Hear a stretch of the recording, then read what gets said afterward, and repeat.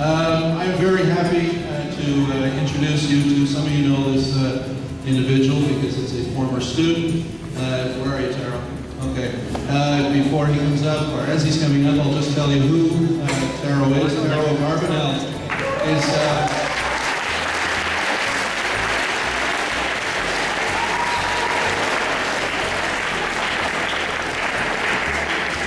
Taro graduated here in 2008, 2007, 2008. He was a student at Sims, and then after that, a student at Darcy, a graduate. He is now a student at the University of Ottawa, where he is studying business at Ottawa U. He's in his third year at Ottawa U. He has 1 year to complete. Taro contacted me, about a month ago. Told me he was going to be participating in a competition at Ottawa U. He explained to me, and I'm going to let him tell you what the competition is about. He asked if he could include Darcy McGee in his application, and it'll make more sense to you when I let him speak to you. And of course I said, yeah, that's great, Taro. And the result is fantastic for him, and we as a school are benefiting as well. So I will let you listen to Taro as he explains, but very happy along with the staff to have him come back. It's always nice to have former students come back and visit, and this is a really nice occasion. Taro.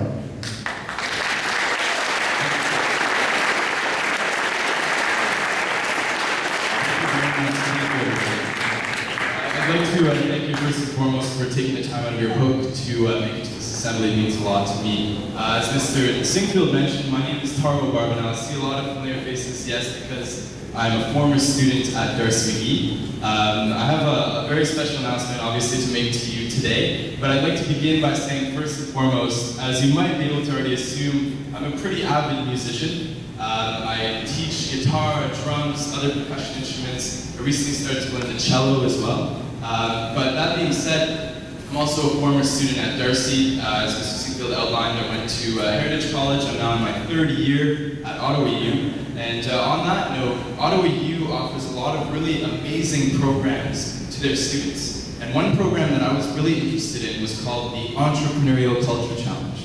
It's called ECC. And it offered a top prize of $7,500. So immediately I was intrigued. And upon enrolling in this competition, I learned a lot from it. And one thing that they emphasized a lot was giving back to the community. And so I was starting to think about ways to give back to the community. And Darcy popped into mind because, of course, it was really thanks to Darcy for encouraging my music and fostering my musical ability during the 3-year stay that I had here, that I was able to teach at a conservatory and thus start my own music lessons business. So really, I have to thank Darcy a lot for that, and it was namely through all of the burnt toasts that we were organizing, the benefit concerts, of course the battle of the bands, and I can't forget Mr. Fuchs opening his doors at every lunch hour for the musicians to play on the old classical guitars. The old classical guitars, however, weren't so encouraging, and I think we all can understand that they're a bit old, a bit outdated, possibly the missing strings. So I made a community-related goal of mine to donate $1,000 worth of guitars if I were to win the ECC competition. And as you can assume, I won.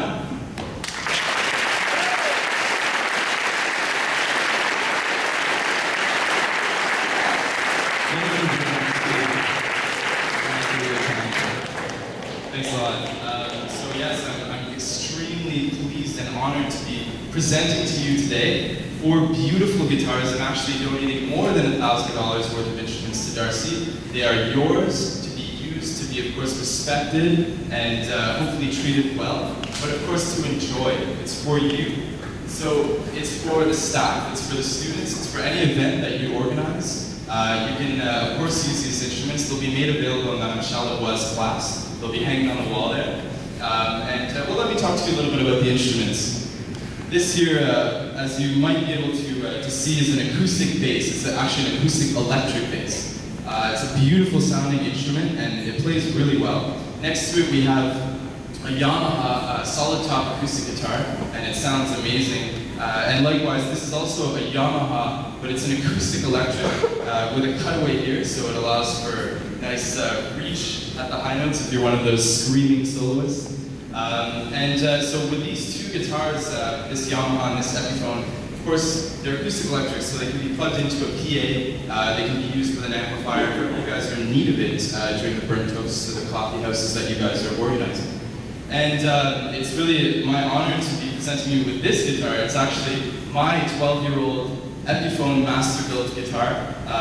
What's special about it is that I was using it at your age during Darcy, so it's really my honor to give this back to you today. So I'd like to end by thanking you sincerely on my behalf for always encouraging my music, Darcy. So thank you very much.